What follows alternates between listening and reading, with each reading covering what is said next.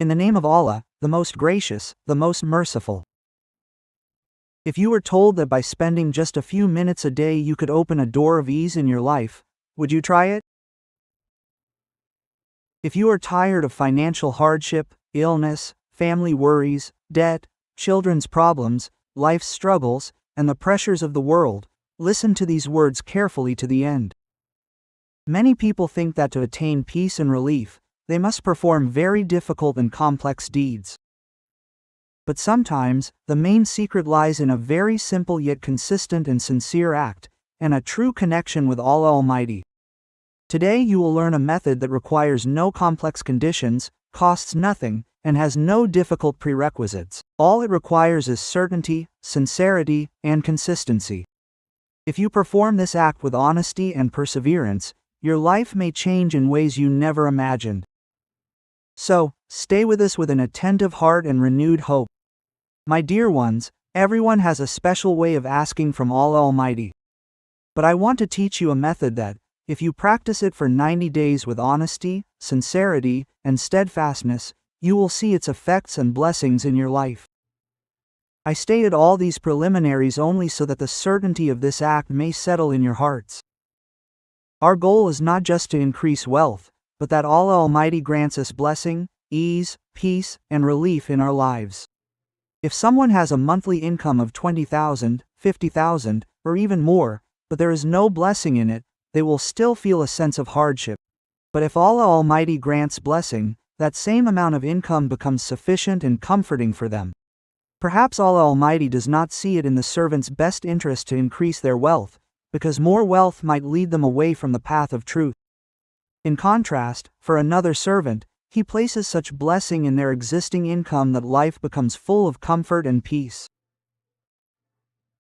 Allah Almighty makes this decision because He knows better what is most beneficial for His servant. Sometimes a person, despite having an income, suffers from pressure, anxiety, worry, and hardship. But if Allah Almighty shows mercy, He removes these very problems and saves the heart from distress. The unique feature of this act is that you do not need to perform numerous other works and deeds alongside it to open the doors of sustenance. This act is completely simple and, at the same time, full of blessing. Many people, when they hear the word sustenance, rizq, only think of money. While sustenance is not just wealth, every blessing that Allah Almighty has bestowed upon humanity is sustenance. Health is sustenance, knowledge is sustenance, children are sustenance, a spouse is sustenance, peace is sustenance, and wealth is also sustenance. All the blessings that Allah Almighty bestows upon His servants are considered part of one's sustenance, rizq. Therefore, when we ask Allah Almighty for ease and relief, we are not asking only for money, but for ease in all matters of life. Ease in worship, ease in doing good deeds, ease in earning a living, ease in raising children, ease in physical and spiritual health. If someone is ill, Allah Almighty guides them toward healing. If there is conflict and strife in the home, He grants peace and affection. If there are daughters of the house awaiting marriage, He provides the means for goodness. If children are disobedient, He makes them a source of comfort for their parents' eyes. If there is debt, litigation, legal trouble, or any other difficulty, Allah Almighty provides relief and ease in it. Allah Almighty is the master of all affairs, and solving every problem is easy for Him. We present our problems to His court and ask Him to place blessings in all the bounties He has given us. When blessing arrives, even a little becomes abundant and the difficult becomes easy.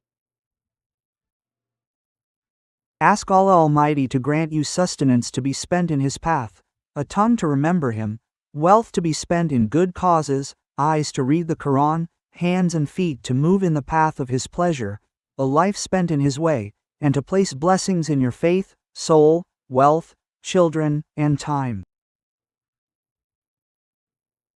Many people say they do not have time, but when blessing comes into time, one finds time for worship, for family, and for life's affairs. But what is the method for this practice? You can perform this practice after Isha prayer, and if you wish, you can also perform it after Fajr prayer. After Isha prayer or after Maghrib prayer until sunrise, whenever it is convenient for you, meaning from sunset to sunrise, this period is suitable for this practice. Wudu is not a condition for this practice, a mosque is not a condition, and even sitting on a prayer mat is not a condition. Although performing it with wudu increases the politeness, respect, and radiance of the act, it is not required. It is better to sit on your prayer mat after Isha prayer or before going to sleep.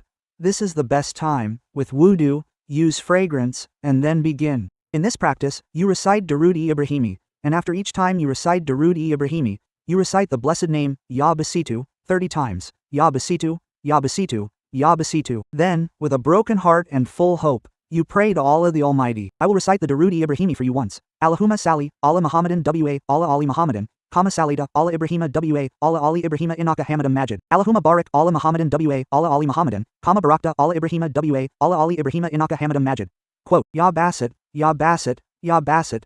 I performed it once for you, meaning 1 Durud-e-Ibrahimi and 3 times, Ya Basit. This counts as 1 time, and you should continue this practice for 111 times. 111 times means a total of 111 times of Durud-e-Ibrahimi, and after each time, Ya Basit is recited 3 times. While performing this act, keep your main problem and need in your mind. If it is for health, keep health in mind.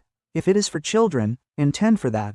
If it is for marriage, business, a home, employment, or any other need, keep that same problem present in your heart. And if Allah the Almighty has given you abundant blessings and you do not have any specific problem, do not abandon this practice. Rather, ask Allah to increase your existing blessings, place goodness and abundance in them, and let that goodness flow to your future generations. A believer never stops asking from Allah the Almighty. Whatever he has given, he continues to seek from His infinite bounty, for the treasures of Allah have no end. Perform this act exactly as it has been explained. Just as a patient takes medicine according to the doctor's instructions, this practice must also be performed according to the described method. Then, at the end, pray for your need, meaning, when you have finished the practice, pray in the end for the resolution of your problem, whatever it may be. God willing, after a while, you will see signs of relief in your life. Whatever your intention may be, Allah the Almighty will open an easy path for it, whether in illness, sustenance, family, or other life problems. Furthermore, do not keep this dhikr only for yourself.